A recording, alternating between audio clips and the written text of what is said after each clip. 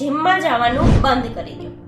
સાચું કહું છું, કેમ કે ઘણીવાર આપણે ટ્રેન્ડ ફોલો કરવાના ચક્કરમાં પોતાના શરીર માટે શું સારું અને શું નથી સારું તે વિચારતા જ નથી. આયુર્વેદમાં તેલ માલિશ કર્યા વિના કસરત કરવાની ચોખ્ખી ના પાડેલી છે, કેમ કે કસરત કરવાથી આપણા શરીરમાં વાયુ વધે છે, શરીરમાં રૂક્ષતા આવે છે, શ્વાસ લેવામાં તકલીફ થાય છે અને આ સમયે શરીરમાં સ્નિગ્ધતાની જરૂર હોય છે.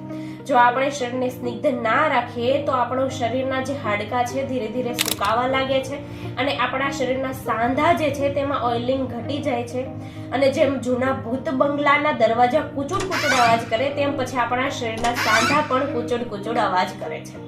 તો જો તમારે ઉંમરની પહેલા વૃદ્ધ ના થવું હોય, જલ્દી દાદાજી ના બનવું હોય તો પહેલા તેલની માલિશ કરો અને પછી કસરત કરો, વ્યાયામ કરો કે પછી જીમમાં જાઓ. અને હા, ઓઇલની માલિશ તમે બોડી લોશનની જેમ હળવા હાથે ધીરે ધીરે લગાવી શકો છો. અને કોને કયું તેલ યુઝ કરવું તે કન્ફ્યુઝન હોય તો કમેન્ટમાં ઓઇલ લખીને મોકલો, હું તેના પર વિડીયો પણ બનાવી દઈશ.